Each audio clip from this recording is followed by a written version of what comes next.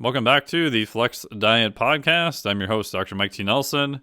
On this podcast, we discuss all things that help you increase your lean body mass, aka muscle, increase your performance, and improve your body composition, all without destroying your health and done in a flexible manner. Today in the podcast, I've got Chip Conrad, and we talk about the philosophy of weight training, exercise, and movement overall. We get into different and unique movements. We also have a discussion about music, of course, because Chip likes awesome music, such as I do. So we talk about that at the very beginning. And then we get into what things should you consider for your training. Obviously, the first thing that pops into mind is goal setting, and that's a good start. But how do you go beyond that? Like, what are other things you should consider with your training? Things like cost. Obviously, I'm a big fan of measuring that with heart rate variability, but there are other ways. And we talk a lot about transfer. So are you getting just better in the gym? Does that transfer to other aspects of your life, be it recreation, playing with your kids, maybe even just getting better cognitively at work? So enjoy this wide-ranging conversation with Chip Conrad. Really appreciate him coming on here and taking the time. He's currently traveling throughout the U.S. And this podcast is brought to you by the Physiologic Flexibility Certification. It goes on sale again April 4th. So depending upon when you're listening to that, maybe it'll be on sale then. The PhysFlex Cert is the level 2 to the Flex Diet Cert. Flex Diet Cert would be level 1, which is how to increase your ability to recover, focusing on nutrition, also light movement such as walking, exercise, sleep. We talk about fasting, kind of all the basics that you need to get down pretty darn good. Once you have those down, then I would look at the level 2, which is the PhysFlex Cert.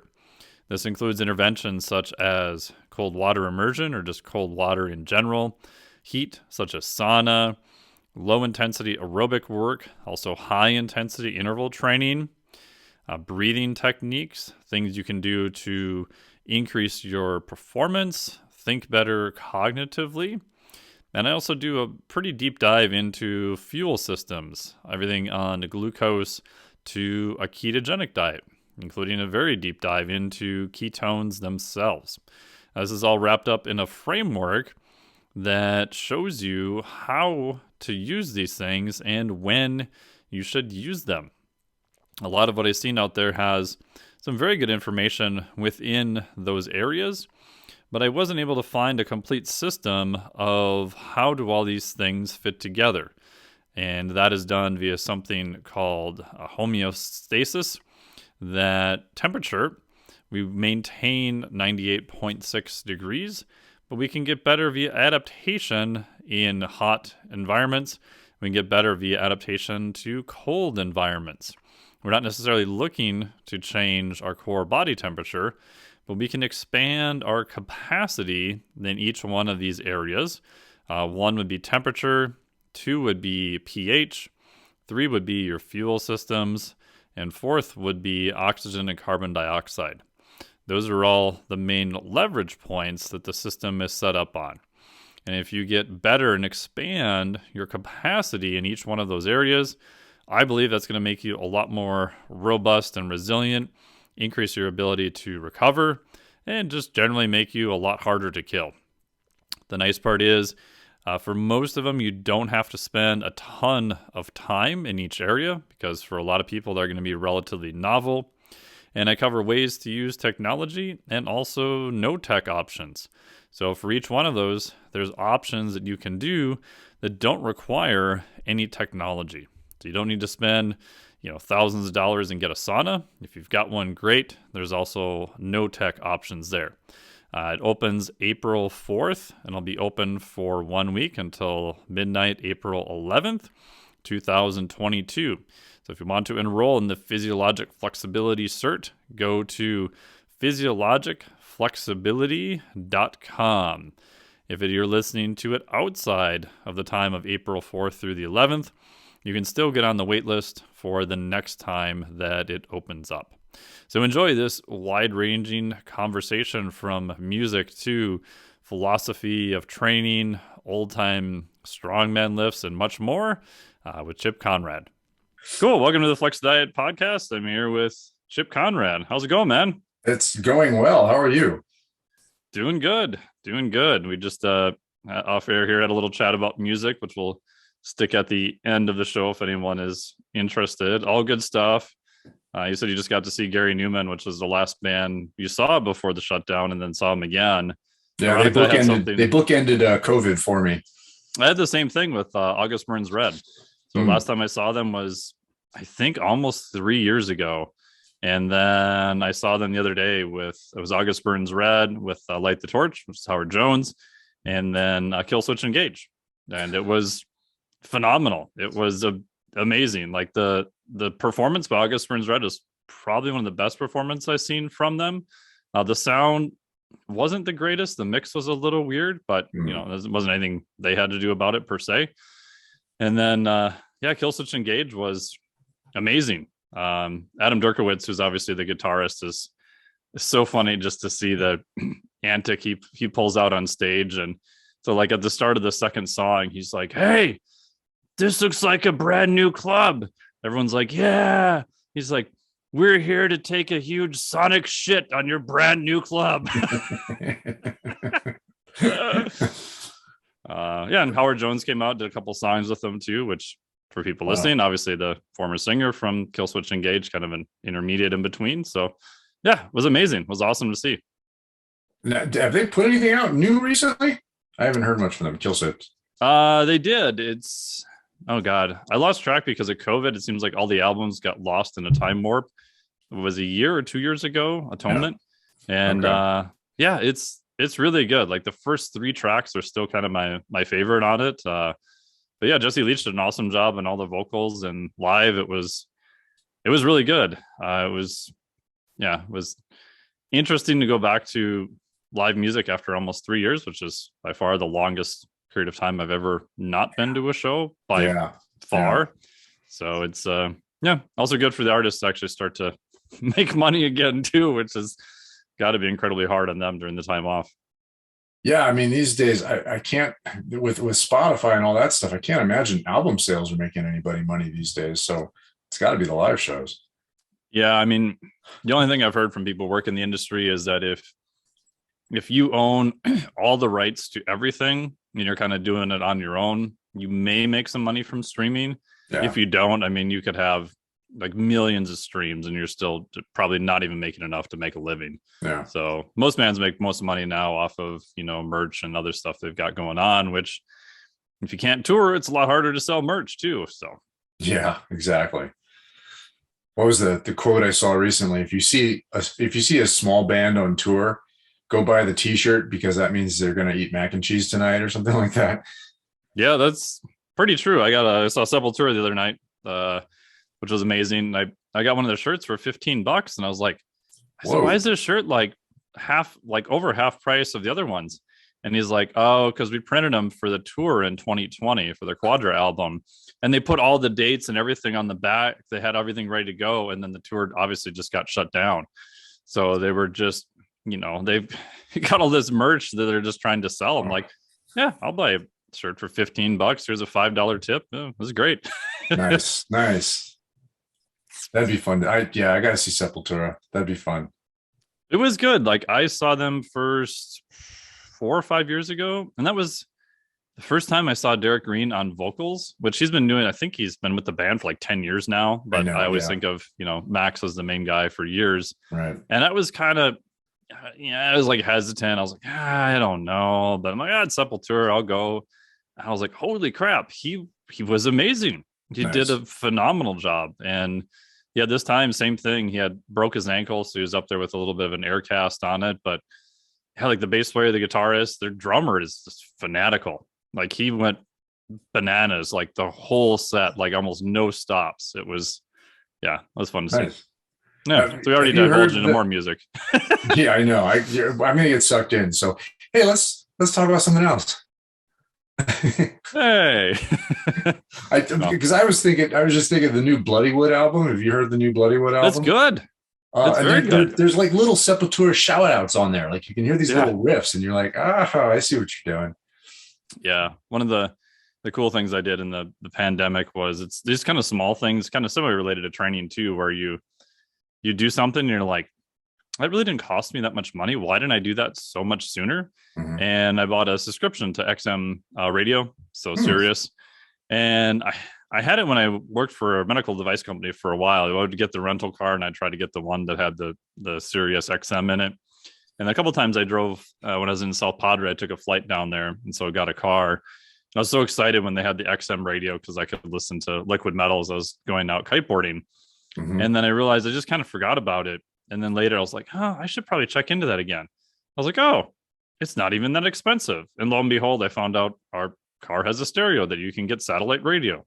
So last time before I drove down to South Padre, which takes about 2-3 days at least, I got the subscription and I remember getting in the car and just tooling around all the stations. And there was a live concert of Bruce Springsteen. It's like a 2.5 hour concert. Oh, it was phenomenal. I was like, holy crap. This is like, I like his album stuff, but I haven't gone crazy over it. But the live stuff was phenomenal. So I was like, why didn't I do this later? And of course, you have the apps I can listen on my computer, play it in the gym. And so it's been a lot of fun lately. Okay. Good to know. Yeah. One of those little small investments that'll help your training. Because sometimes you go to the gym and you're like, I just don't know what to listen to. I can't decide. I'm like, I'll just put on some Liquid Metal. And it's like, it's always good stuff on there. It's also a good way to hear new music too, because you kind of live in your own little hole. It's hard to find new stuff once in a while. There's a listener tip for you. Yeah, there you go. So people are still listening, all 4 people. Give us a little background on yourself there. Yeah. Oh yeah, I'm supposed to talk about me now. That's part of the deal. I created a training philosophy, and which eventually turned into a gym called Body Tribe.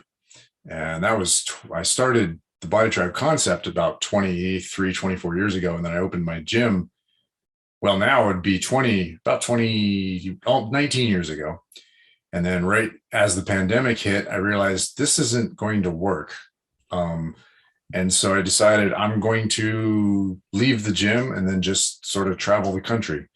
Nice. Put my training online, teach here and there if I can, in person, and visit my mom where I am right now in North Carolina, and then bounce around the country. And that's what I've been doing for 1.5 years now. Very cool. Are you doing kind of Airbnb, or did you do like all the cool kids and get a van, or just kind of a mix of all? Yeah, it's a Subaru and I can sleep in it. Oh, or very I can cool. Bust out my tent, and every now and then, I might get a motel room, but yeah, it's sort of like van life. I have a recently adopted dog who's with me, who I would show you, but she's under the bed at the moment. Oh, okay. And she travels the country with me now. So that's I hit the road and take my training philosophy with me. So I've become very active on YouTube. I try to put a new video out every week, and I have one of the oldest fitness YouTube channels around. I think I started it in 2007, like right after YouTube started. Nice. But nobody watches it. So, I watch my videos. They're pretty good. I mean, I got cool drone footage, and I've got me explaining, teaching stuff, and with my weird little philosophy that I do. And how do they find the channel for people who want to listen in or watch? I think it's Body Tribe or Body Tribe 1. If you look up Body Tribe on YouTube, you will find me. Nice. What kind of videos do you normally put up there? Well, generally it's me traveling somewhere and doing something interesting there. It might be a gym, it might be outside. A lot of them recently over the last couple of years have been me outside, just saying, look, trying to give new insight into how movement and training could be, because we're locked in some real dogmatic nonsense right now in the training world. I like to think that I've stepped back from what I call the fitness industrial complex. And I can look into it and I can see what's going on, but I'm kind of finding the people outside on the fringes who are sort of doing their own thing. And I've been doing, I mean, my gym was the weirdest gym I've ever been in. And I can tell you stories that actually there's some stories I can't tell you that we did at my gym that were just, crazy. But the training philosophy behind what I do and everything is by far an invitation for people to think freely rather than to live the investment that they've been putting into with the fitness industrial complex. And so my videos are like, hey, come move in weird ways, or like the slogan is move in many ways for many reasons. And that's the goal. So you mean you don't have to go to the global gym and bench press on Mondays is what you're saying? Exactly. And it's interesting how many ways, that's a prime example, but how many ways that movement has been packaged and sold to us like that. That's one of them. The bench press is all important and it has to be done this way, this way, this way. And I want us to think, you know what? There's so many ways to move. Why aren't we expressing all those ways and training to support those ways? So what was weird about your gym? Was it just different movement patterns, or what made it different from most gyms? So one thing I've noticed in gyms, and again, being an outsider to the whole thing, I get some flack for talking like this. You might appreciate it. I was once dubbed the Henry Rollins of fitness. Ooh, that's awesome. I'd wear that with pride. Yeah, well, I got a lot Rollins to say, and I do a lot of fist shaking. But I'm not near as cool as he is. Body Tribe was one of the very few gyms I've ever been to, even though it was mine. But I don't see too many gyms that are spawned from an actual philosophy. Like for instance, you go to the CrossFit philosophy page. That's not a philosophy. That's a training protocol. That's something completely different. They call it philosophy. So when a gym calls what they do a philosophy, it's not. It's basically their program design. And that's not a philosophy. And so I very rarely see gyms started in somebody's brain from a profound thought process. Instead, it's usually, I like to train people, therefore I need a space for that. That's as deep as most people go, or they buy somebody else's thought. That's what a lot of the certifications are. It's like buying somebody else's prefabricated thought, or that's what a franchise is. Yeah. That's what a lot of the training certifications are. And therefore, what you're doing as a trainer is you're buying somebody's thought so you can turn around and sell that thought. And that's not. So that made Body Tribe feel like a very unique place because it came from a space of something that I spent many years thinking about and brewing in my own head. Granted, there was a lot of influences. I'm not saying it was, there's nothing unique about it except for the fact that it was filtered through my own brain, but it was a very unique setup too. I started back in the early 2002, 2003. At that point, very few people were mishmashing a lot of stuff together. It was basically, and this is still the case today. People seem to want to do the one category that they're invested in. And that's, the bummer of fitness is that it's sold as a bunch of categories. So you do CrossFit, or you do powerlifting, or you do yoga, or you do kettlebells, or, whatever, you do TRX. It's very rare that people just look around and go, well, there's basic movement offered in all of those things. Why aren't we just teaching movement and letting it manifest in all those different ways if we want? And so I was the only gym, and I still don't see this too often. I was the only gym for many years, especially where I lived. This was in Sacramento, in California. That did we had a movement, mobility, tumbling yoga style practice, but we also mixed it with competitive powerlifting, competitive strongman, competitive weightlifting. We did clubs, we did kettlebells. I was the only person doing clubs in Northern California for many, many years, or at least in my area. And it wasn't that I was trying to master these things. It's just that they all have very similar foundations. All these programs, all these ideas, whether it's yoga or powerlifting, the foundations can still be the same. And that is, we're trying to find movement patterns that are going to make us better at something, hopefully. And so I created this concept of strength being far more metaphysical than physical. And so how are we going to manifest strength in our lives? And therefore, how are we going to train to support the manifestation of strength in our lives? And then I ended up writing some books about it and doing some DVDs about it and touring the country, teaching workshops about it. And in all that, I didn't see a lot of other people giving that kind of thought to it. And I don't want to say I'm unique. I've come across some wonderful people who do think a lot, but you don't see a lot of gyms manifesting from that. And it's kind of a bummer. It is kind of weird in that people get very into systems, and I think for good intentions, but they can't think their way out of the system, and that has a lot of limitations.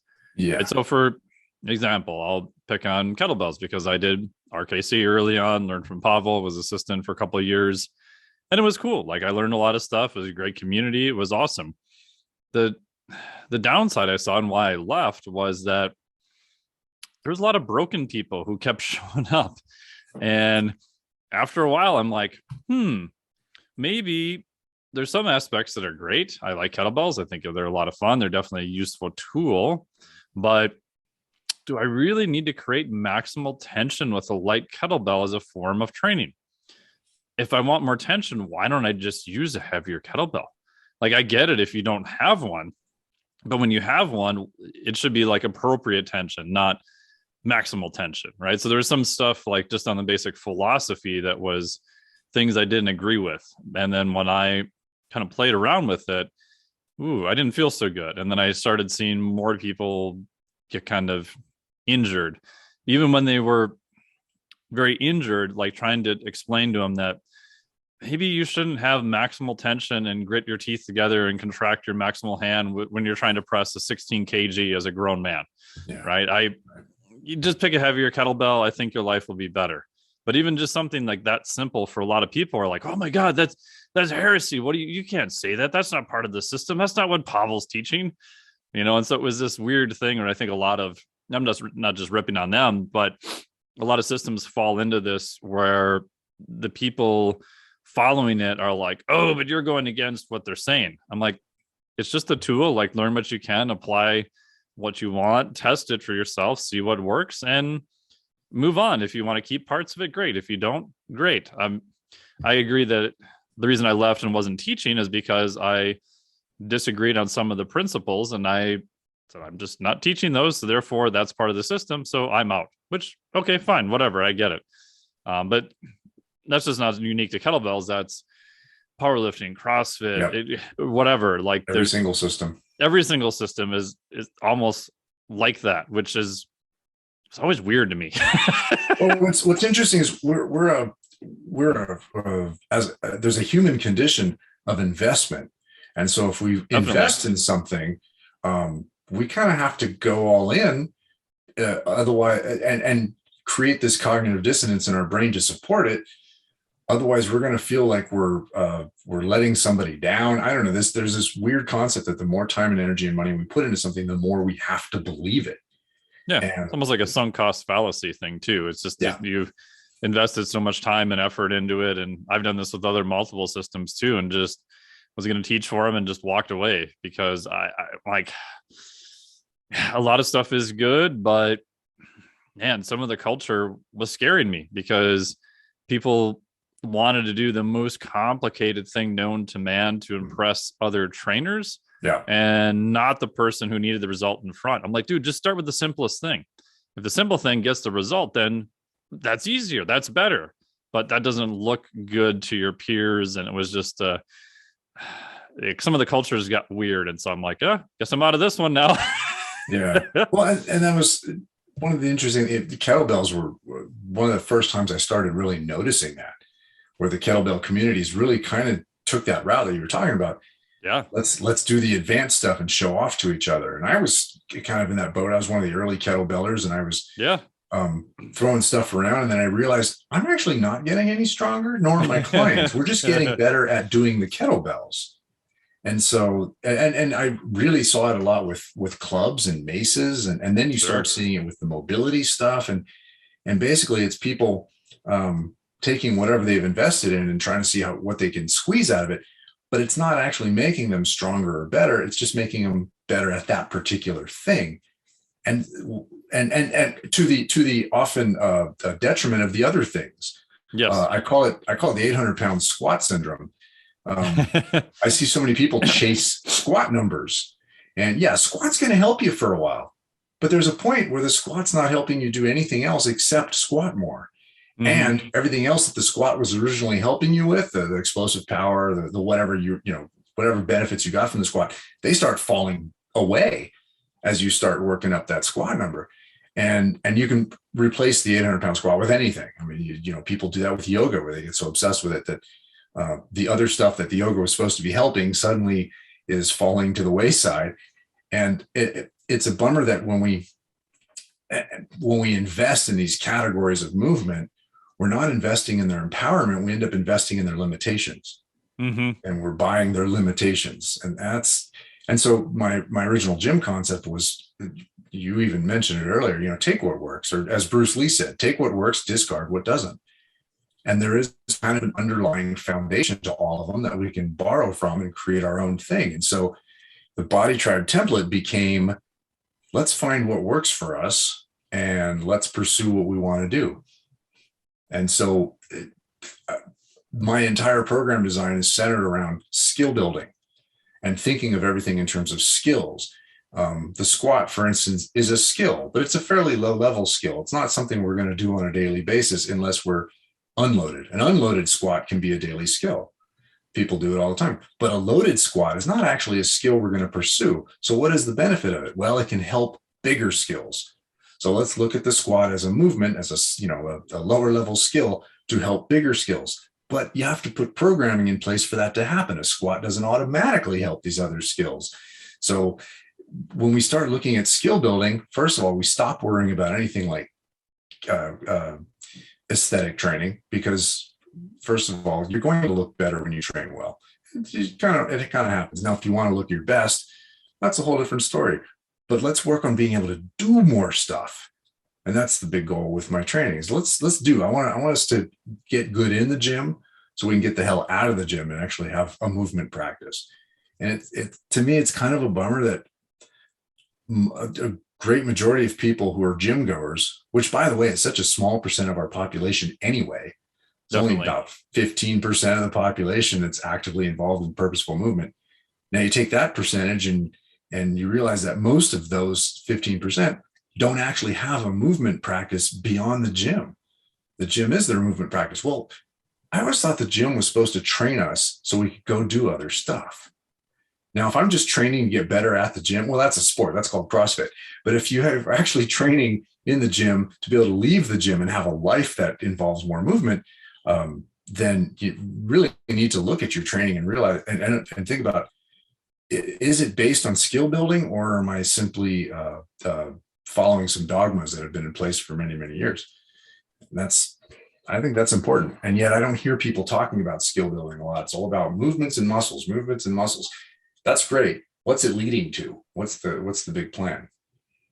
Yeah, I often asked, even when I do seminars now, especially more lately, is especially to rip on fitness professionals, because we're both ones, we can rip on our own people. That's right. And I'm like, how many of you have anything you do for recreation?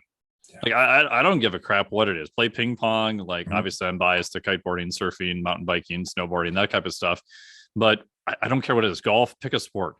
And it's amazing to me how many people train a lot, but have nothing else that they're really interested in. And even within training, a lot of times they can't give you a specific goal, right? Because on the outside looking in, general population would assume that if you're in the profession, then you must be competitive in some nature, powerlifting, grip strength, CrossFit, whatever. But even if you're not competitive, you're just looking to look better, gain strength, which is cool. I don't know, maybe it's because I'm getting old. Like, to what end, right? What is it going to transfer to? And you've probably heard of the analogy of the sea slug before. So the sea slug like floats around the ocean all the time, and it finds a rock and it sticks to the rock, and that's where it stays the rest of its life, and it eats its own brain because it doesn't have to move again. Hey, that's right? the fitness industry as a That, whole, I that think. I'm like, exactly. I'm like, I feel like the industry is becoming more like sea slugs, where it's just like, don't do recreation, just do this one thing, and then you'll be fine. But, And when they that actually made a just freaks sport me out out. of it, the sport of fitness, Oh, that definitely. come on now. and Yeah. and I mean, you hit the nail on the head when you see all these fitness pros through their social media, and you see them always in their posts working out. And my question always is, what are you going to do with that? Mm-hmm. I'd What's rather your see, goal? yeah, I'd rather see people showing me how they're living their life. I'm out here, whether it's physically or maybe even more importantly, they're taking that strength and ability and skill and applying it their life in other ways. If I see a trainer showing me how they work in an animal rescue on weekends, okay, I get that. I get that. That's I train to be able to help. Awesome.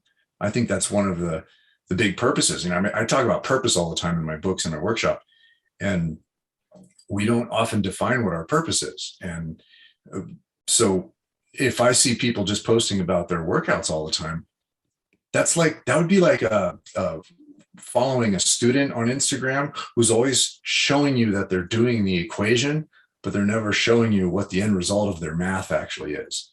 And I don't want to see the work being done. I want to see where you're applying it and how it actually is manifesting. And that I talk about this in my more recent book, where our training should reflect our value system. And I see a lot of abusive or disrespectful or disconnected training. And yet I'm going to guess that's not part of their value system. And so I would like people to start training through their value system. And when you do that, then you can actually take what you do in the gym and live your life with it, take it with you. And a lot of people talk about how they live for the gym. I'd much rather use the gym to go live. And that's a whole different concept. And so hopefully as a trainer, if you're looking for a trainer, see what that trainer does in their life, see how it manifests. Are they doing physical activity? Are they manifesting their strength through other means like charities or helping families or being useful in their community? How is that strength manifesting itself? That's the trainer you want. That's how you want to assess your trainer, not through certifications or how much they can bench press. Yeah, and I think even for potential clients to think even bigger of, because you work with a lot of clients, like especially when I work more general population, was, I want to get a bigger bench press, or I want to look better. And I'd always just keep asking them, like, well, why? Like, why do you want to bench press, right? And at some point, if you go deep enough, like most of the time, they'll admit they're like, well, I'm getting older and I want to get down on the floor and play with my grandkids, right? Or I'm trying to get to the point where it would be some life skill or hobby or recreation or something else other than I just want a bigger bench press, right? Because for me, especially for programming, yes, I'm going to get you the things that you want, but I have to keep in mind, what does it transfer to, right? So if you say, I want to get off the ground when I'm older and play with my grandkids, and I'm prioritizing exercises, maybe I prioritize a Turkish get up then over a bench press, assuming you don't have any, predilection to liking one over the other, right? Because it's going to give me the level to program to get you to your higher goals. And I think a lot of times for people, they haven't actively thought that far ahead. Yeah. And maybe it's just guys seem to be a little bit more stuck in the past of, well, when I was 18, I benched 225 and now the bar causes me pain, right? There's always sometimes things they want to get back to, but I always try to relate it to, like you said, their life and, 5, 10, 15, 20 years down the road. What do you want to be doing? Like, what is all this leading to? Like, well, improve your numbers. That's great. But and you see this in sports too, right? I've talked to my buddy Coach Cal Dietz a lot about this. If you've got a high level college athlete, maybe take their squat from 315 to 405. Mm-hmm. Are they going to run faster? Let's say the 405 was a grinder and took 4 seconds. Yeah, I would argue you might have made them a little bit slower. Yeah. but maybe just stay with 315, 350, whatever arbitrary cutoff we're using. Maybe just move that load a lot faster. Right. Or can you repeat that load at that speed with 30 seconds recovery, right? If you're a lineman or whatever, Hmm. right? Is it going to transfer to the sport that you're trying to get better at? But even that's hard because it's way easier if you're a strength and conditioning coach to show all your before and after numbers to whoever is grading you than it is to be like, yeah, I definitely made him a better football player. It's like, yeah, sports that are measured, track and field, swimming, that type of thing where it's all measured. Yeah, you can determine pretty fast if it transferred. But, hockey, tennis, whatever, those sports are, like Dan John says, a lot more fuzzy. So you probably made them better, but it's a lot harder to determine if you did or not. Yeah. Right. Right. And yeah, you want to just hold up the sheet and that says, look, he benched this and now he benched that, Right. or the squat. Um, and so I had my 2 books ago was called Are You Useful? And I like that. that was a big thing that I started realizing as I'm looking at all these posts of people that are pointing at their sheet and going, look at what I can do in my workout now. And the question kept popping up in my head, but yeah, now what? Let's say you got to that 800-pound squat. If I saw that video of you squatting, my instant reaction would be, great. What are you going to do with that? I mean, it took you how many years to get there? How many skills had to fall away so you could get there? That strength doesn't necessarily have any transfer to anything. It's not, how has that made you a better version of yourself? Because that is ultimately the goal of every single person who comes through the door of any gym, is make a better version of ourselves. And yet we get some really twisted ideas of what that is. And you were mentioning, goal setting. One thing that it's tough to mention, and it's tough to talk about, is beginners. People who come to a gym, actually not even just beginners, but people who come to the gym in general, but especially beginners, don't know how to set goals. Yeah. Because we can only set a goal as far as our experience allows us. And if our experience is simply what the fitness industry has been selling us, then we're going to believe that all goals are going to be based on this scale or the mirror, the aesthetic style goals. Or if we've been going to the gym for a while, we're going to believe that the goals are going to be based on those numbers and that clipboard of our squat or bench or whatever.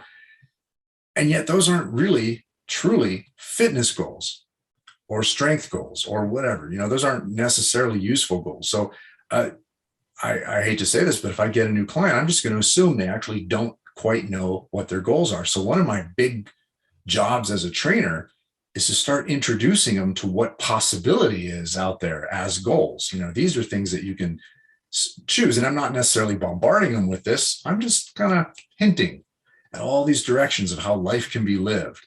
And it all points to outside the gym. Like, look at that big life out there that you can go live and all these things that you can do. There's so many possibilities of movement that aren't included in this gym.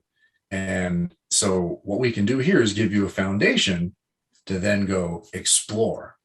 And I think that's the best any trainer can do, is give a foundation of ability and skill so they can then go explore. Then if they start exploring and they want to get more specific, that's fine. But such a great, big, beautiful world of possibility out there. Why are we limiting them to what we've been taught in the gym for so many years? Yeah. And that's kind of one of my maybe not so secret goals anymore now is, yeah, if I'm working with a new client, we'll have, distinct goals of, whatever it is you want to achieve, because I think people do need markers of progress and you do need something to move towards.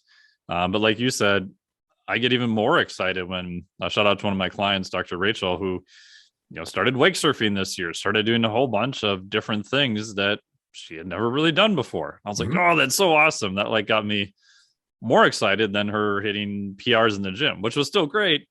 But it's like, you're now able and you feel confident to do these other recreation things, which, she probably wouldn't have done a couple of years ago. So that gets me more excited because I think, again, maybe because I'm getting old, is that those experiences that you have doing other things, like those are the memories you're going to have like forever. To me, that's like a huge part of what makes people happy in life. Like, yes, enjoying the gym, training, all that stuff, it's great. But the memories of especially doing something active, with friends, accomplishing other skills that you didn't think you could do before.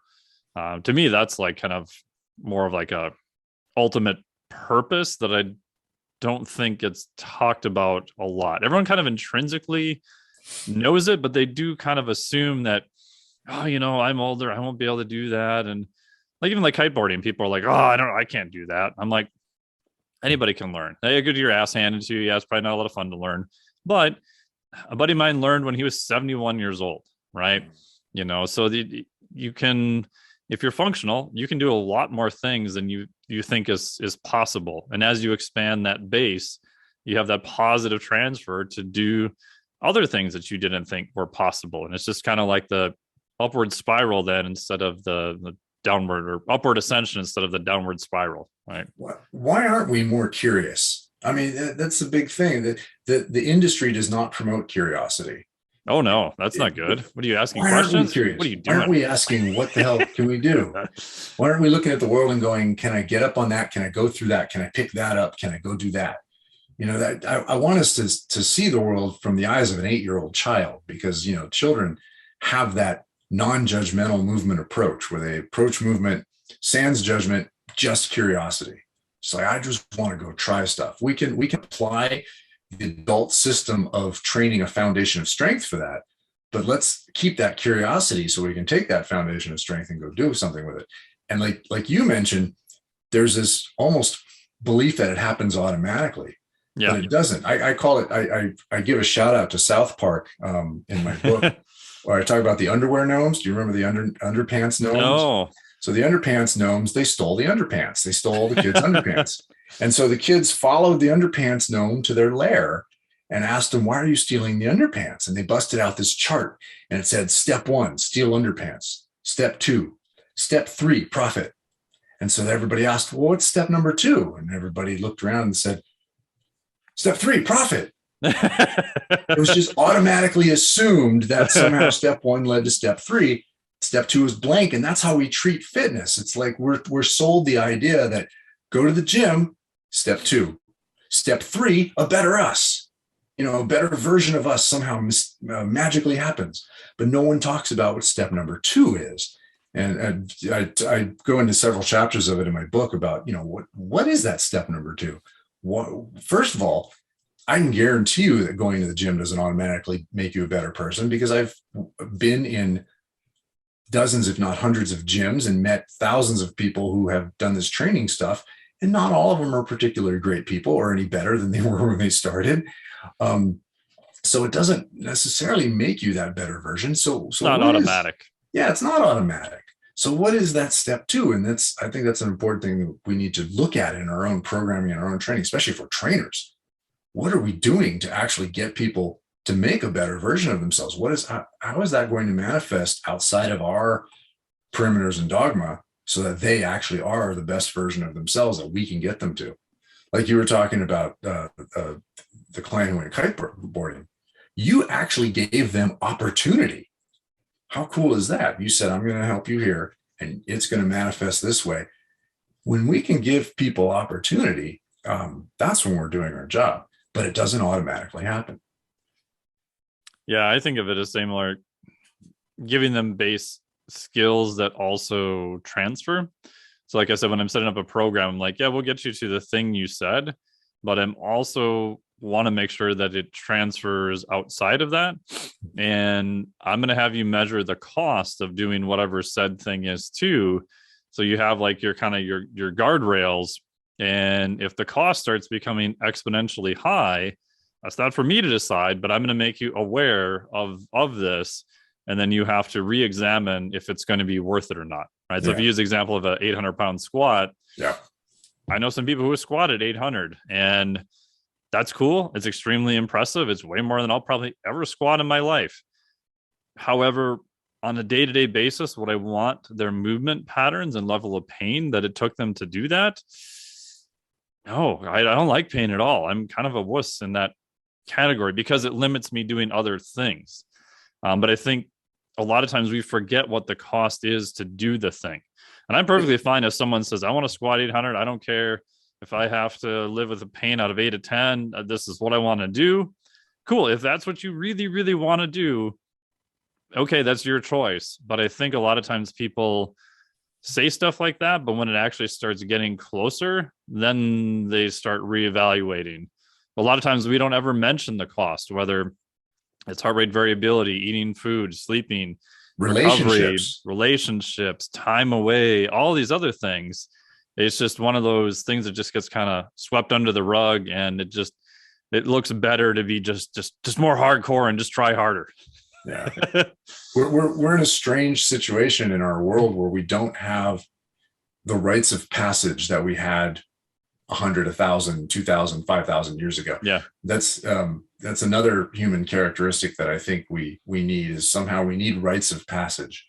And since we're not being swept up into wars every 3 or 4 years, like we might have done 2,000 years ago if we lived in Greece or Macedonia, the rites of passage that were culturally accepted aren't there. And so we've had to create our own. And I think the training, the workout is the modern rite of passage. And we also come from a culture that believes that the greater the suffering, the greater the reward. And so the rite of passage has to be suffering. And somehow that's good for us. And that's kind of ridiculous. So I'm hoping we can understand that training is supposed to actually make you better, a better version of you. And it doesn't necessarily have to kill you in the process. The idea that we have to be chewed up and spit out to be better, I think is, in this day and age, we have to understand that maybe that's not the way it is anymore. Yeah. And I think there's still a place to do hard things, and we need more of that and challenge. But again, it comes back to, I probably harp on this too much, is that what is the cost of doing that? Mm-hmm. Right. So I'm big into, cold water immersion, things like that, horrible shit you can do on the rower, go push your car, all that kind of stuff. But the reason I like those is because they're hard, but the risk isn't necessarily very high. Yeah. Right. There's a pretty large safety margin there, but it's still hard. It sucks. It's not something you're going to choose to do all the time, compared to things that are very difficult, but carry a very high risk associated with them. And if you're 100% fully aware of the risk and you take a progressive, gradual manner to get there, and that's what you want to do, cool. That's awesome. But I don't think a lot of times people take into account the risk. And not to rip on CrossFit again, but people see CrossFit and they're like, oh yeah, I've never Olympic lifted. I'll do snatches for high reps under high levels of fatigue. It's like, have you ever done any skill under fatigue? No, but I'll be fine. Probably not. Yeah. That's an extremely advanced skill to be able to pull that off. Like the people who are doing that and not, destroying their shit are really good at doing that and have put in years, if not decades, to practice that specific skill. But that often gets lost, I think, in the conversation. There's again, it's coming back to the suffering. Challenge is the one thing that creates change in our life. All change tends to come from challenge. But again, we're going to believe that challenge has to be suffering, and it doesn't. Challenge is challenge, but suffering is a whole different animal. Challenge can be suffering, but like you're saying, we don't have to associate great deals of risk with challenge. I know one thing you're trying to do is you're gearing up you're trying to build up to a Thomas Inch dumbbell lift. Yes. And you're up to the smaller Thomas Inch dumbbell, which was 130, something like that. Pretty close. I tilted the shit out of it the other day, but I got a lift with 2 plate mates on it with the 135. So, which, I mean, because he had 3 dumbbells and the heaviest one was 172, which I think is your ultimate goal. Yeah, I got a 175. Yeah. Okay. But I think the lighter 2 are around what you're doing now. So, you can say you're doing a Thomas Inch dumbbell. It's just not the biggest one. Right. But that challenge right there, that's a huge challenge. People probably won't grok how hard that actually is unless they try it, because it's really quite hard. But what's the worst that's going to happen to you if you fail? It's Yeah. not like, or even if you succeed and you have to work really hard to do it, it's not like what you're talking about, the high rep snatch scenario, Yeah. where you're putting your body under potentially dangerous, weird load that it needs years of training to catch up to. So yeah, challenge is what makes the world turn and what makes us change as human beings, but it doesn't always have to be utterly, painfully, sufferingly dangerous. Yeah, and that's what I like with a lot of clients, like having, obviously I do group stuff, so I like programming it, but it's a way to challenge them that's actually low risk, right? Which I don't think people generally comprehend, right? So I could drop the 172, 175 pound inch on somebody's feet, not hit them, be like, hey, bro, just try to pick this up. And, for people listening, like 175-pound one hand deadlift is not that hard for people who have trained, right? That's very doable ish. Right. But when you have the globes on the end that don't rotate and the handle is the size of a Coke can, Yeah. the And it's thing fairly just narrow. pretty narrow, right? It's about that wide. Grip. It just, the rotation you need to stop that rotation and support it with your fingers is just exceedingly high. Yeah. But if people don't make it, like, and I've got a 100-pound replica, and it's like even dudes who lift, I'd say it's a 50-50 chance if they can even get a 100-pound replica up. But if they don't make it, they just can't lift it. They don't move, right? It's pretty safe. So when I did more in-person training here, I would have, some younger guys would come in, and the deadlift like always scared me doing their eval. I remember years ago, I've told this story before. We did the tactical strength challenge, and a buddy of ours came down from North Dakota. And he round backed 455 for a single. My buddy Adam Glass and I were sitting next to each other, looking at each other. He walked away and he was fine. And we're like, on one hand, that's extremely impressive that he did that and didn't blow a disc across the gym and it's fine. On the other hand, that's so scary. I never want to see that again. Yeah. Like, pretty high risk. But yet, if you go double overhand and you put a 2-inch like non-grooved axle in somebody's hand, their grip's going to fail way before they're going to get close to their deadlift strength. Mm-hmm. So for a lot of times I'd have people do double overhand axle. Like, oh, but my deadlift isn't going to get better. It's like, you need to work on your form first. And this is kind of a stopgap to make sure that you don't load it so heavy. Mm-hmm. Right. I've only seen one guy, my buddy Tanner, who's like one of the top grip athletes in the world, who his grip is legitimately so strong that he could do some damage to his low back. But I mean, he's a freak, right? I mean, there's just not that many people out there that can do that. If they have, they've trained long enough, so they have all the supporting musculature. It's not a big deal. But yeah, I think there's ways you can challenge people without necessarily assuming that you're going to add a whole bunch of risk to them either. Yeah. Yeah. And if we take it to something that's not as weird as the Thomas inch dumbbell, we can create very challenging programming for people without it being particularly dangerous. And again, if I'm talking about training for my value system, I value respect, I value appreciation, and I value love. I don't value abuse. Yeah. So why would I pick a particularly abusive relationship with my body through a training protocol that manifests that as the way to create a better version of me, if that's not what my value system is? And that's why I don't like seeing people beat themselves up, because it makes me think, what do you think about yourself that you're doing that to yourself? Do you talk about mental state when people are lifting? I'll leave it as a vague question. I ask a lot, how do you feel? And I ask a lot about during and after, because one thing I noticed, everybody will tell you, they might come to the gym grumpy and then they leave feeling better. That's sort of the cliche. I came here feeling and I leave feeling great. What about during? What's happening during? And so I found that for me, this worked really well. And a lot of my clients started to pick up on it. That if I can, during the process of whatever challenging thing I'm doing, let's say I'm doing a squat and I'm doing a pretty heavy squat and it's challenging. Can I actually be present and just think to myself, wow, look what I can do in this moment. Maybe it's not my heaviest weight. I don't care. I'm a human being who's doing this thing. And that's pretty cool. So why can't we smile during challenge, during an exercise, I find that turns people around so much. That smile on your face, that acceptance and appreciation of what you can do in that moment, just makes not just the set better, but it's going to make the entire workout more grounded, more part of your actual experience, instead of letting it make you feel better so you leave feeling better.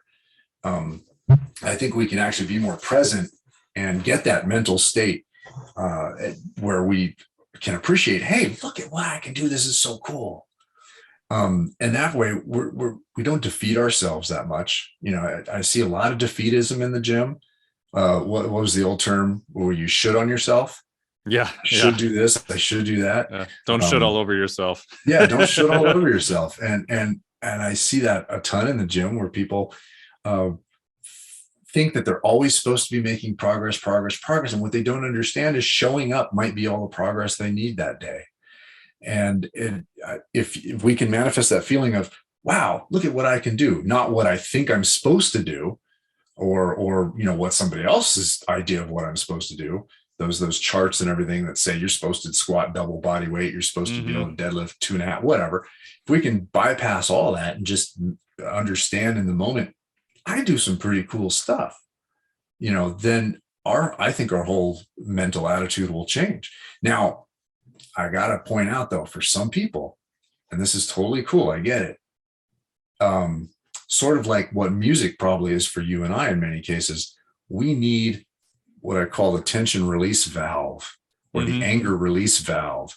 And sometimes you got to go to the gym and you got to tear something up and you have to get angry, because that's how you manifest your anger. So the rest of your life isn't angry. And I get that. Sometimes it's just good for your mental state to be angry in that moment. And that's I've seen that work for a lot of people. And I've applied that myself when I compete I compete in this weird sport called Moss wrestling. Yeah. And when I compete in Moss wrestling, I actually have to go to that place, and it's a real scary place. And I only reserve that for competition days because it's a really frightening place. But I can see how people sometimes need to do that. It was a Dave Tate that had an alter ego named Zippy. Yeah. And Zippy was this crazy madman, and he had to release Zippy when he worked out. And that way he could be calm and normal Dave Tate the rest of his life. That works too. So I think we're all going to have a different journey, but we have to define what that journey is and what works best for us, because we're often told what that journey is supposed to look like. Like certain gyms have atmospheres that you sort of have to obey. I see this a lot in CrossFits, but it's also very prevalent in powerlifting. Heck, even yoga gyms. You have to be a certain way at a yoga gym. There's these tropes that we almost have to follow when we go to certain situations. And I think what we need instead is a space that allows us to find what our own journey and what our own vision is going to, what's going to work best for us. Yeah. With clients, I often tell them that if you need to do a hard workout for your mental sanity, cool.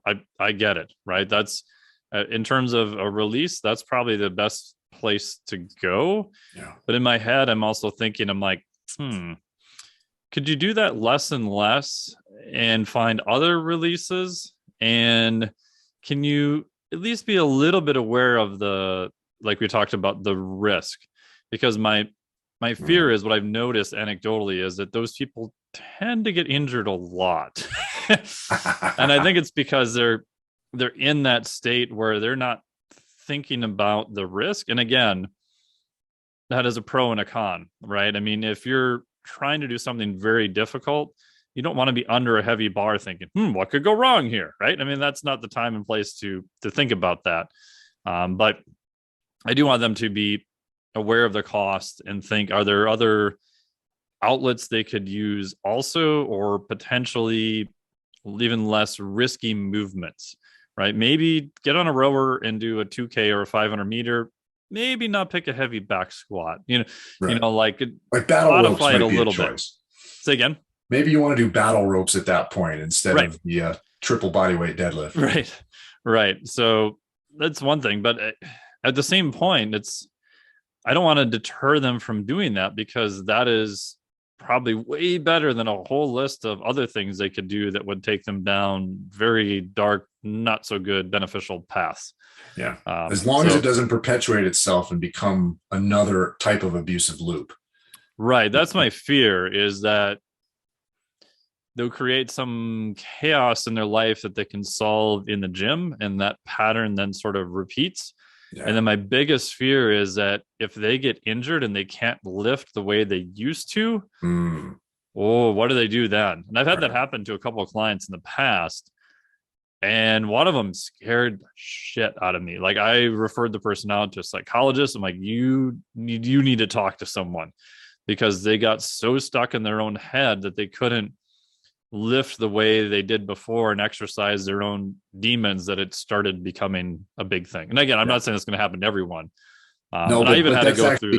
That's common enough that we do have to keep an eye out for it. I've dealt with similar situations. Yeah.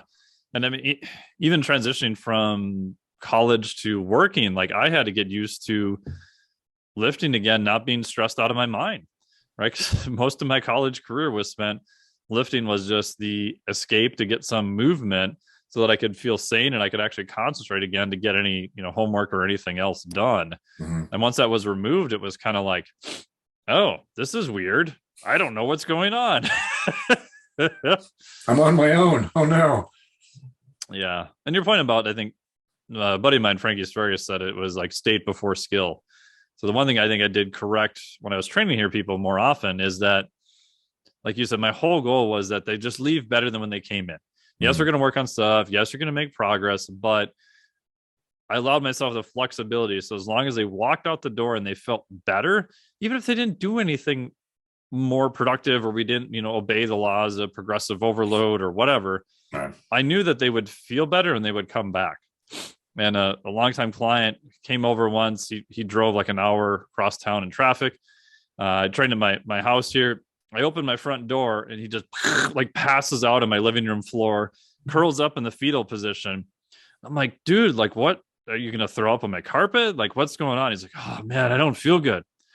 I'm like thinking, you could have told me like, you can't make the session. You could come another day. We could reschedule. There's a client at that point for a year and a half. I'm like, it's cool. I'm like, why did you drive an hour in traffic to come over here and just lie in the fetal position on my living room floor? And he's like, because when I leave, I'll feel better. And at the time, like, I didn't quite get it, And so I'm thinking, God, what the hell am I going to do with this guy? So just had him started doing some floor mobility, did some Z-Health stuff, some joint mobility, got him up walking around, wasn't nauseous. I said, okay, let's just go to the gym. Like, what do you want to work on? He's like, I'll try some bench press. I'm like, we'll just stay lighter. Then like an hour later, he set like a PR and like skipped out of here. Like, he felt amazing. And I realized, I'm like, holy shit. Like, he didn't even know. I talked to him about it later. Like, he didn't even know what he was saying. Yeah. Unconsciously, his body learned that whenever I left, I felt better. So if I just get to this weird dude's house and collapse on his living room floor, somehow I'll feel better. Very, very Pavlovian. Yeah. Yeah. But I think that's also good business for trainers, right? Because you want people to come back. Like, even if you have a session that on paper wasn't that good, but they leave feeling good, odds are they're going to come back the next day and you can do more things with them. But if they get frustrated, injured, they quit, they're out of the process, they may never even do formal exercise again in their life. Who knows? But if you just get another chance to work with them, I think that's progress. Their workout with us that day might be the only, to whatever degree it is, might be the only success they have that day. Oh, 100%. And so it doesn't have to necessarily be huge. If that's why you don't have to PR every day. You just have to move. And again, that's why I say showing up. There's your first success. And, I can picture the guy on the floor, something in his body was just like, if we show up, we did that. Yeah. That's, we can chalk that up because everything else fell apart earlier in the day. And so I get that. That's awesome.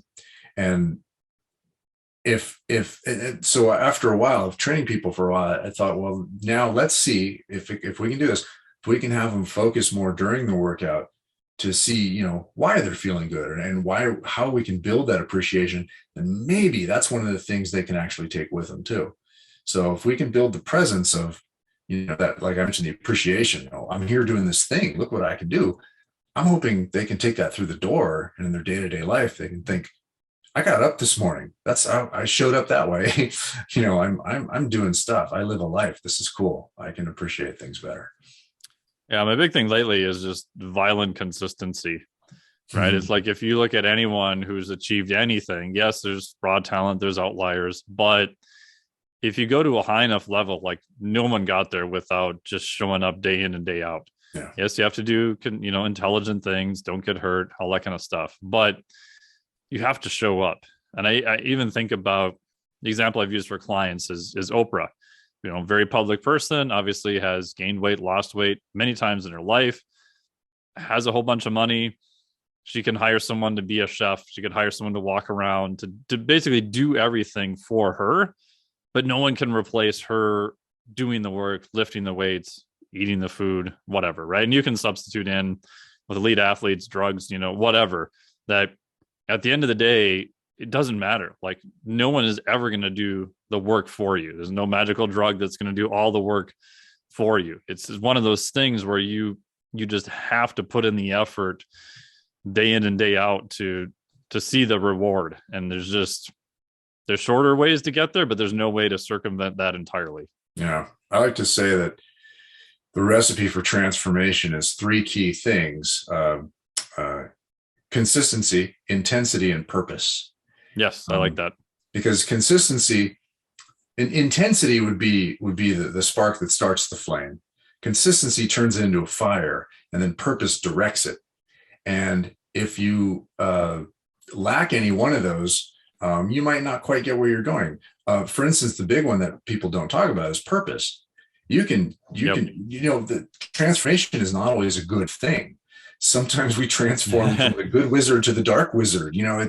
There's historically a lot of bad transformations. And so that's why we have to dial in our purpose. What is it exactly we're going to transform into? And then you need that intensity, as long as it's not the, dangerous risk that we're talking about. We're not perpetually throwing dangerous risks at ourselves. And then, like you said, we've got to do it again. And we got to light that fire again and again and again and again and again. And so that in one of my books, I talk about that's the transformation recipe. That's not much. Intensity, consistency, and purpose. It's not a lot. You just have to define what that means. Yeah, and purpose. I know Dr. Brian Walsh has talked a lot about this too. Like people who don't have a purpose in terms of impact on longevity. I don't remember the exact numbers, but it's pretty high, right? So, and you see this in people who generally, I think, maybe I'll use the word happier. Most of them that I know are pretty passionate and are pretty clear on what their purpose is. I don't think you have to be 100% clear on what you're doing for the rest of your life. You just have to know enough to do the next step. I think you can get too caught up in that, trying to think 20 years down the line of like, oh, I'm doing this job I hate now, and I'm marking pet food cans on an assembly line or whatever. But you may have enough purpose to just think, what is the next beneficial thing I can do? And I think for a lot of people, that's enough. So I don't think you need to be super worried if you don't know what your grand purpose in your life is. Right. I think it can be a smaller scale thing too. And yeah, people get, I think, too hung up on trying to know everything into the future, and that's not helpful either. We don't ever have to know what we're going to be when we grow up. No. We just have to kind of want things. What do I want to be? What feels like you said, small step. What's tomorrow going to look like? What's the next day going to look like? What would I like that to look like? What would my purpose be? And that leads into, goal setting with clients. We have to start asking them. One of the things I like to do with clients is define what strength means. Or fitness. You use the word fitness too, because we start defining them metaphysically, beyond physically. They might have very similar definitions. And I mean, you can talk about the physical definition, the ability to generate force, but if that's not usually how we use strength when we're talking to each other, in day-to-day life, we're talking meta, beyond physical ideas of strength of character. And so I ask people, what does strength mean? And the way we get there is I ask another question, which is fairly simple. Why is it important? And once they start answering that, they have their definition of what it is. It's that simple. Once you answer the question, why is strength important? That's what strength is.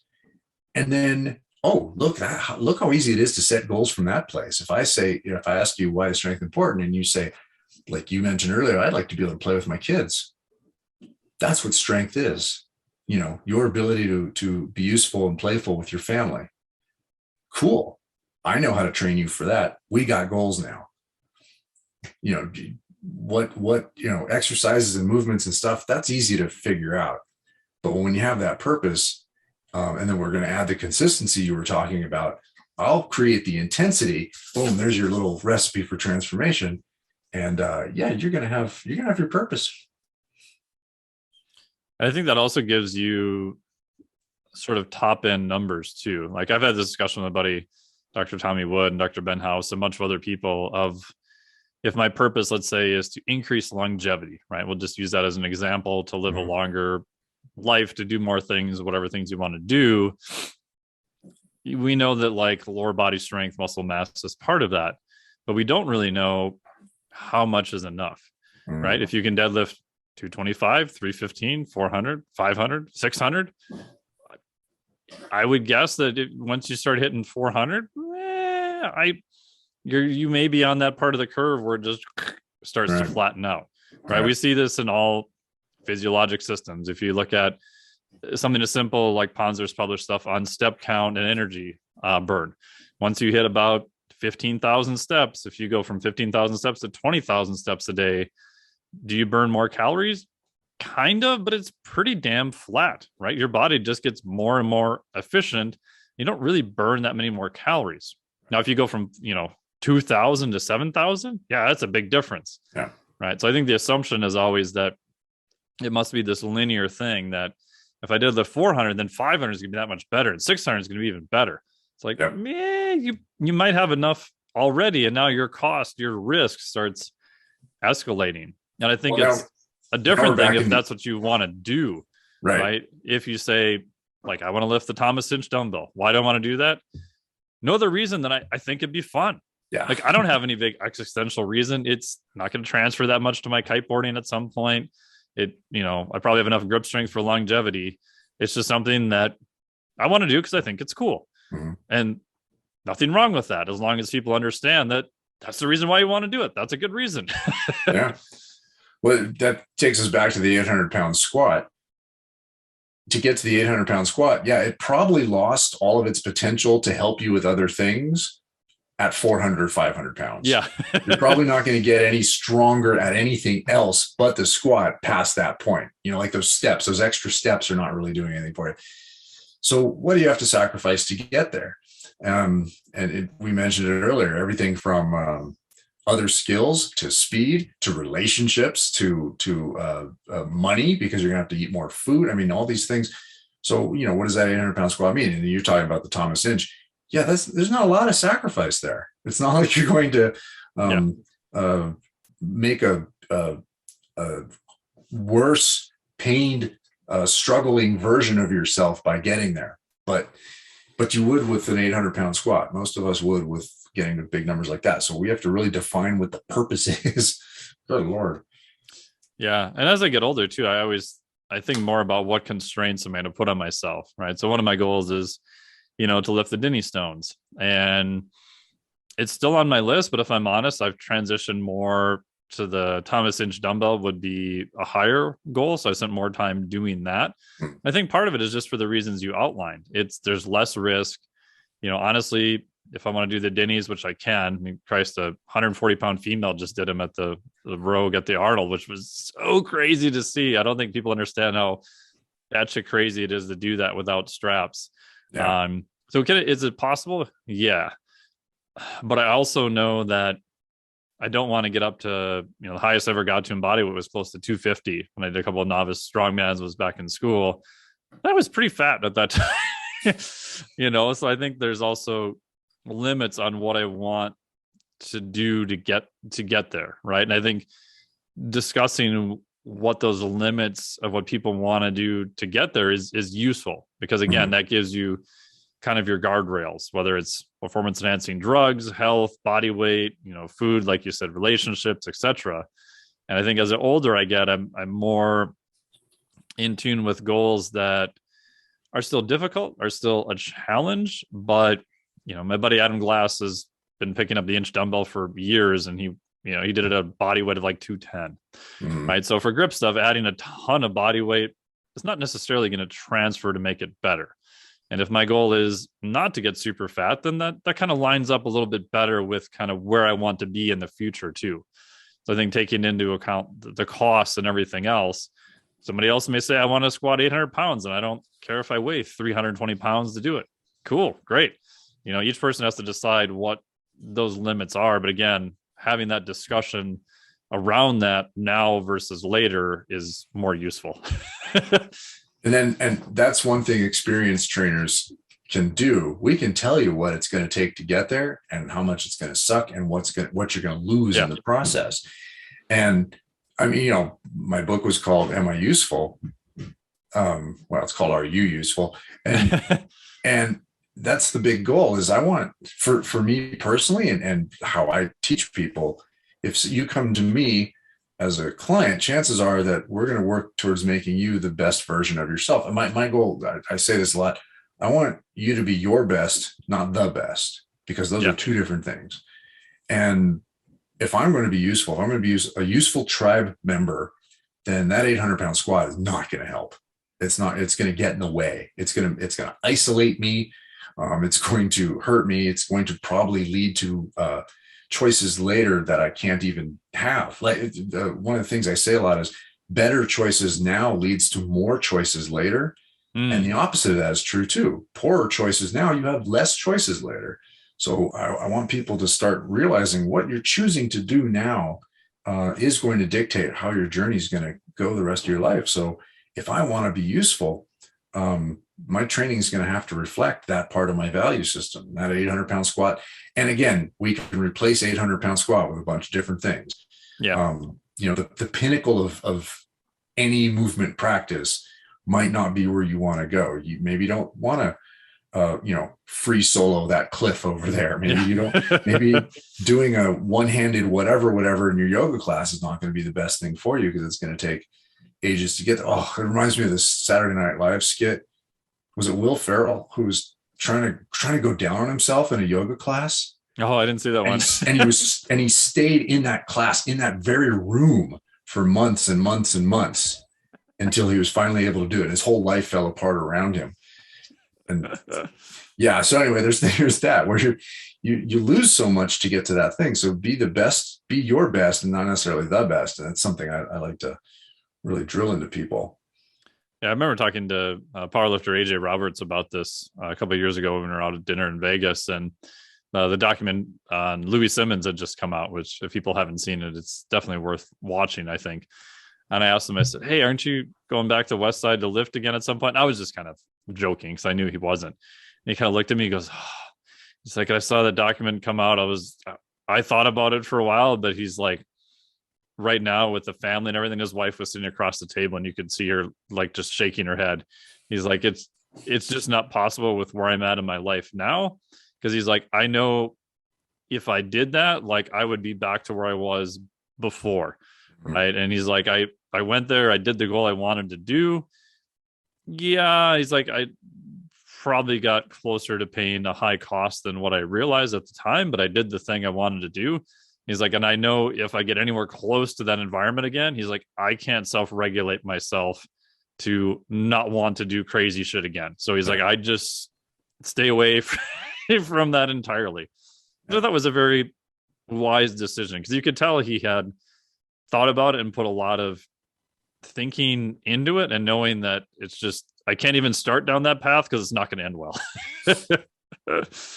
I've come out of gone into and come out of strongman competition retirement multiple times now. I'm 51, so I'm, theoretically not supposed to be doing it anymore, but I've never been at this, crazy level where I'm at serious risk.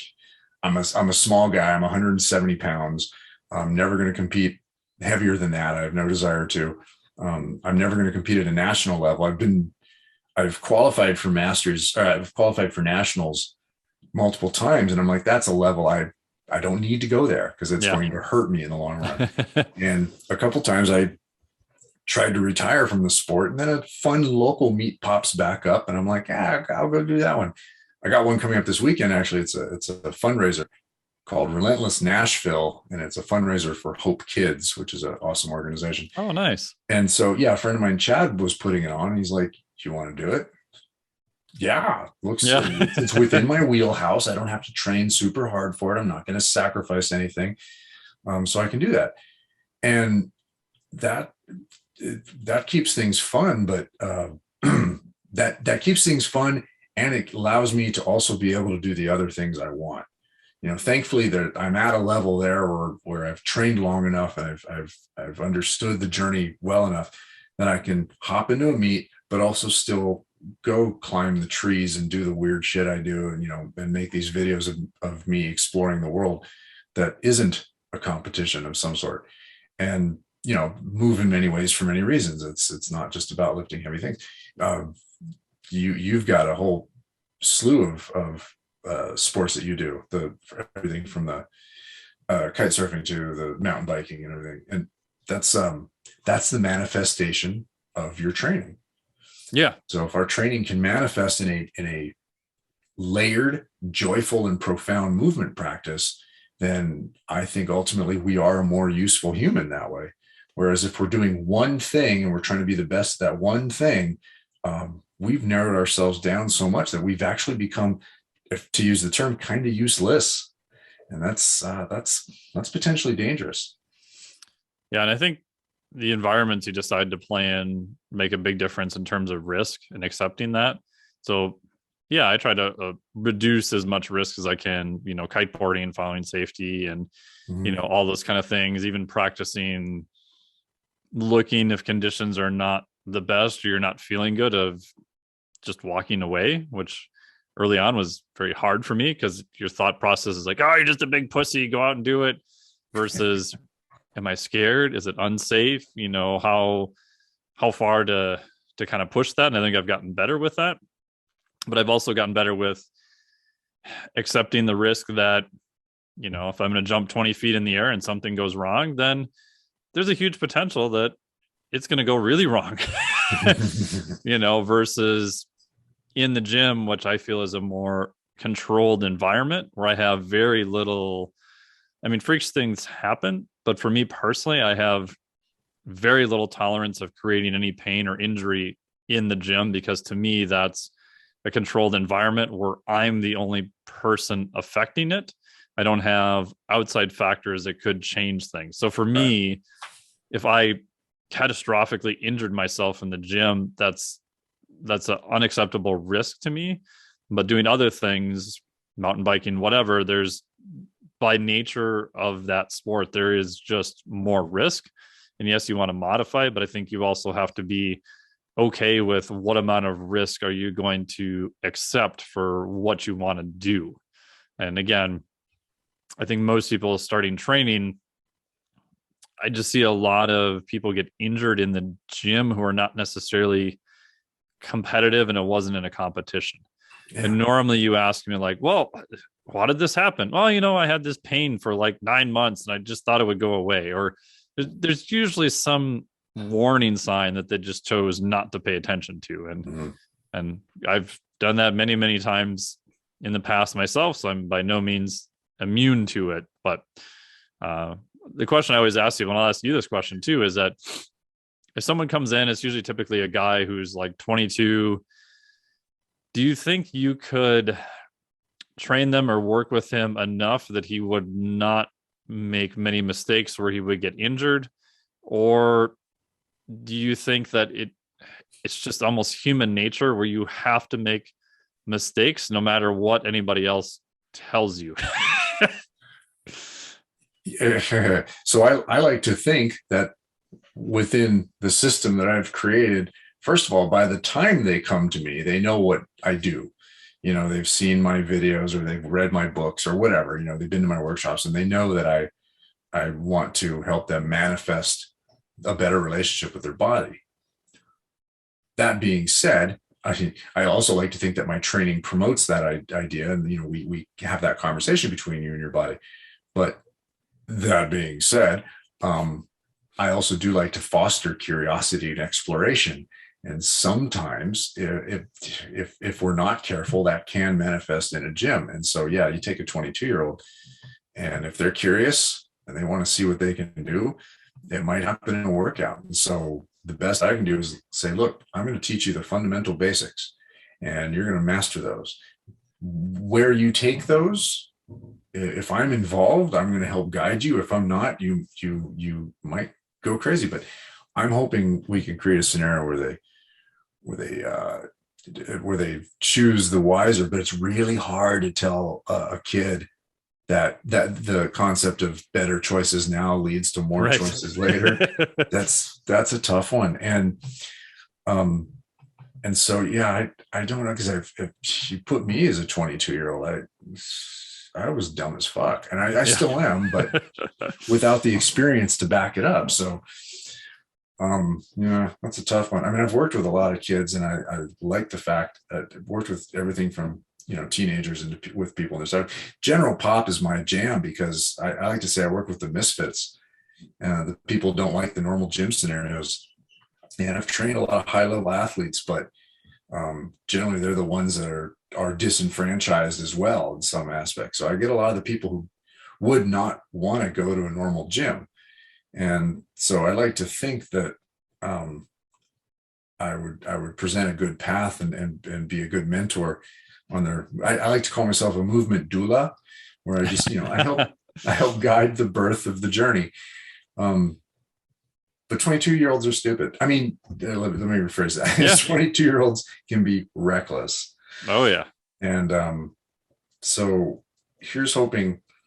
And again, we crave that rite of passage. No matter how many times we're told that longevity is important, we crave that rite of passage as human beings. And so we might find it. So the best I can do is say, I'm going to help you lay down a foundation. So if you do try stupid stuff, you're less at risk. Yeah, that's kind of my thought. I would like to think there's a system or a philosophy or a way to prevent it. But I guess my thought currently, and I always like asking other people this question too, is that can I set up enough guardrails so they're going to put the car in the ditch at some point? It's just going to happen. And they just put the car in the ditch and not go off the cliff, right? Can they get enough of an injury that they learn, but not so much that they do something catastrophic, right? And I would like to think that people could learn before that, but I know I still have a hard time doing that now. One of our greatest expertise as people who've been in this for a while is understanding how many lessons are involved in hurting yourself. Yeah. And usually that happens because you've hurt yourself. Unfortunately. Yeah. Cool. As a wrap up, as you're traveling around, speaking of misfits, have you been out to Mark Fisher Fitness in New York City yet? No, but we're in contact with each other right now. Cool. Because they, Mark and his partner, his business partner, what's his name? Is it Michael Keeland? Yeah. Right? And he and I found out we were in a book together. Nice. We both did this podcast. And the people who ran the podcast put it together in a book form. It was Dan John, myself, Frank Forensic, Keeler, Eric Kenyon. It's a bunch of people I've taught with before, or knew. He was the only one I didn't know. And so I reached out to him and I said, hey, we're in a book together. And we've been chatting back and forth. So I just sent him some copies of my book, and I'm hoping to head up there. I want to teach up there. Trying to do some workshops in autumn on the East Coast, make a little East Coast tour. Nice. Yeah, he's awesome. He's one of my clients too, and just awesome guy. And you were mentioning about the first time I ever met him was at the fitness summit years ago. And I was asking him, I said, what do you do? He's like, I'm a trainer. I own a gym in New York City. And I'm like, oh, well, what is the gym about? He's like, it's like the island of misfit toys for people who hate fitness. Mm-hmm. And he's just like describing the gym. And I'm like thinking, this is weird as hell. Like, this guy is like a bizarro. And then we had like a conversation that night for like 2 hours about like some obscure like Russian periodization method. And I was like, oh, this guy actually really knows his shit too. But yeah, awesome dude. So that'll be fun. You'll have to let me know how it goes. Yeah, yeah. Looking Cool, forward to man. that meeting.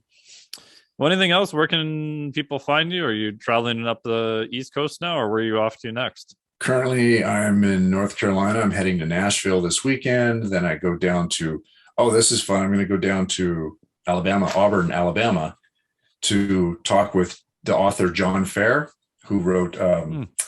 the really great book about Bob Hoffman, which is Oh, called, I want to cool. say it's called Muscletown, USA. Is that Oh, right? okay.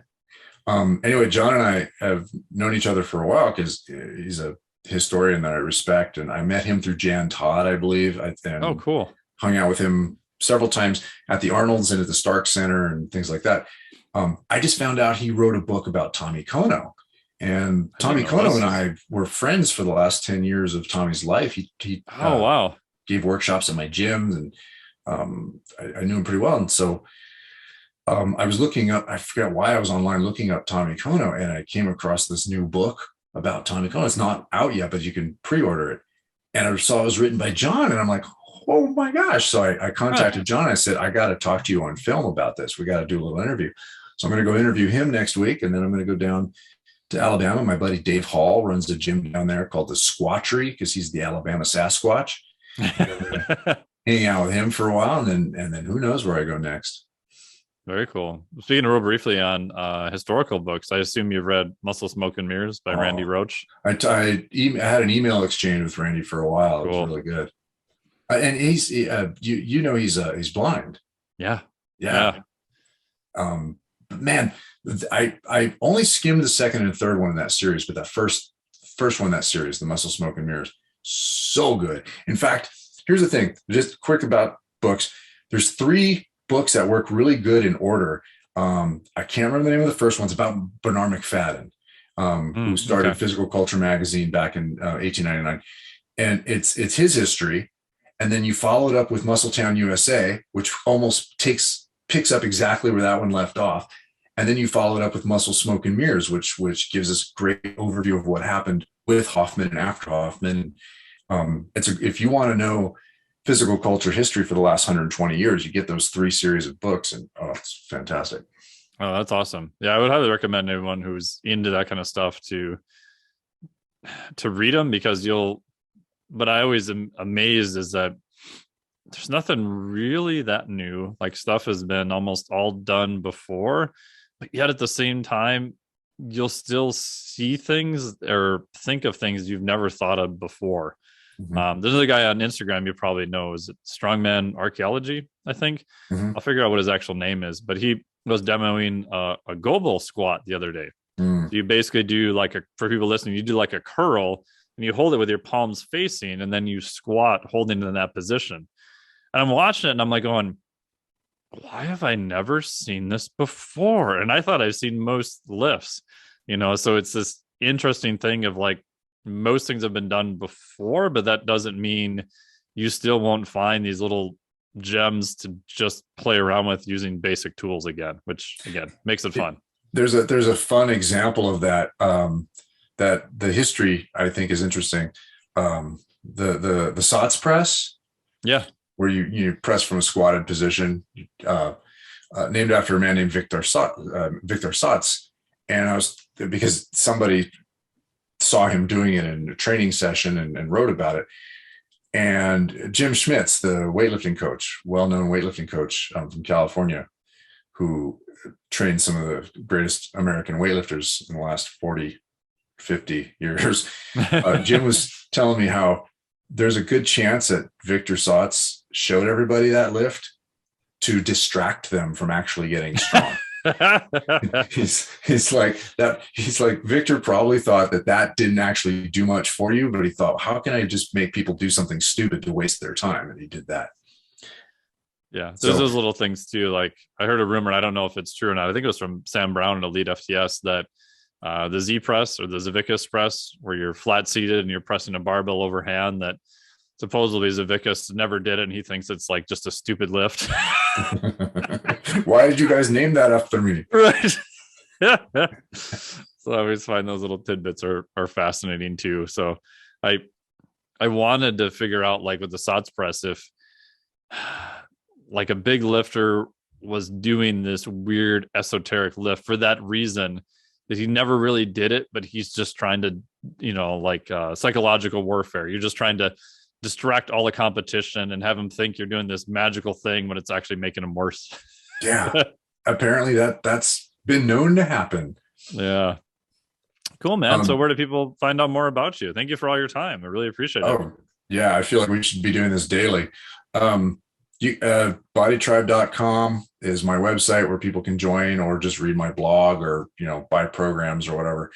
YouTube is where I put a whole bunch of my energy. So mostly what I do is I make videos these days that are either going on my website for my members or going on YouTube for the general public. So I travel and film and hopefully teach a workshop here and there. And so through my website or through YouTube or through Instagram, Body Tribe Chip, you can get a hold of me pretty easily. It's not hard to find me.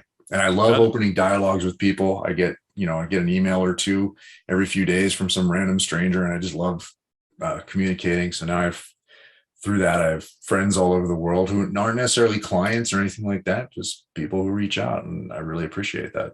That's awesome. And to get your books, are they on the website is the best place to pick them up at?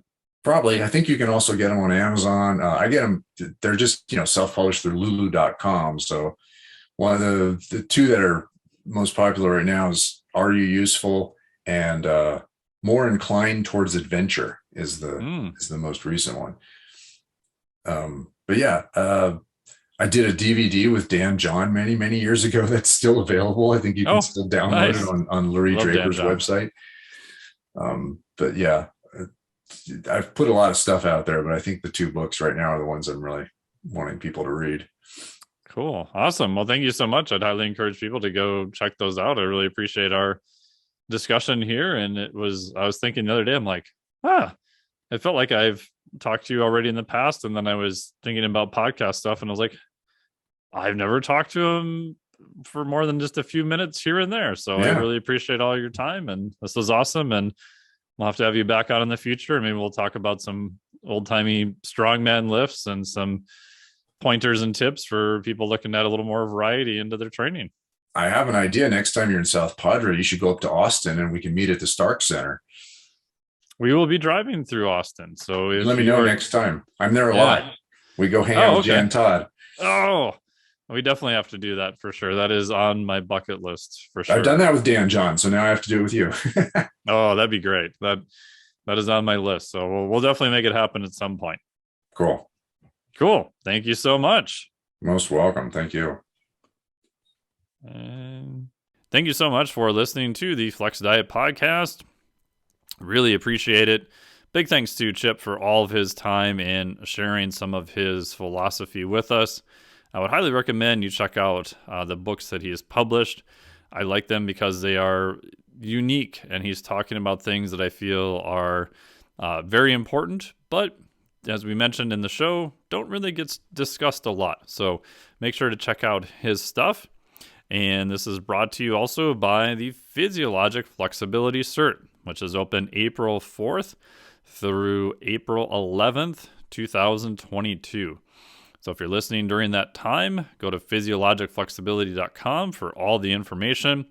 This is on how you can set up your life to be more robust, more resilient, and just generally harder to kill. I also believe that most of these interventions will help with longevity and just feeling a lot better. So if you've done well with the basic nutrition and exercise, as covered in the Level 1 Flex Diet Cert, then I would highly recommend the Level 2, which is the PhysFlex Physiologic Flexibility Certification. So go to physiologicflexibility.com for all the information. If you're listening to this outside of that time period, you can still go there and get on the wait list. It'll put you onto the free newsletter with a ton more information also. So go to physiologicflexibility.com. Thank you so much to Chip for all of his time. Thank you to listening to this podcast once again. If you can hit the little subscribe button or download, and then also share it with a friend who you think might enjoy this conversation. Leave us a review. That helps us out a ton.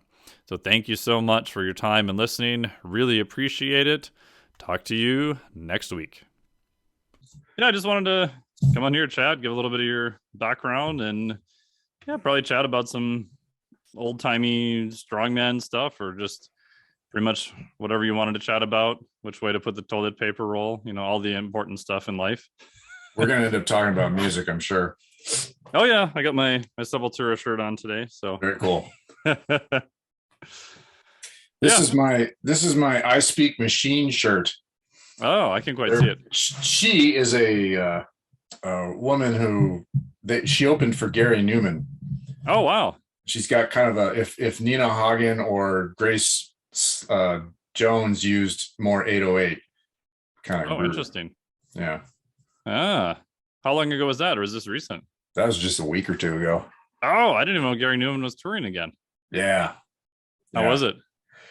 It's the best sounding live show. I've seen him. He was both the last concert I saw pre-pandemic and then the first concert since the lockdown. So I've seen him twice in the last 2 years, and it's the best sounding show I've ever been to. Wow. It's hard to explain, but he creates this massive full wall of sound that takes the sounds of his albums and then just it feels like he just compresses them so they can expand and expand. Huh. Yeah. Amazing. Yeah, I'd love to see him. Kind of similar. I'm sure you heard of Devin Townsend, formerly a strapping young lad. Mm-hmm. Yeah, his live stuff is always just like all these just amazing overlay of sounds, and the fact that they can, pull off most of that live. Obviously, they're playing to a track a lot of times, but it's still, that always just blows me away when it's that complex to do it live. Yeah. Yeah. I mean, he had full band, guitar, bass, drums, and keyboard. And nice. It's just, chef's kiss. That reminds me of years ago. If you're familiar with the band, industrial band, Frontline Assembly. Yeah. And I'm supposed to see them open for Ministry soon. Yeah, me too. The show keeps getting pushed back. Yeah, it's been rescheduled 3 times, and Frontline Assembly got kicked off the bill. So. Oh, really? Oh, yeah. Yeah, I don't know if that was due to Uncle Al or who knows. Depends on who you believe in the industry. So. I was introduced to Ministry through Jello Biafra.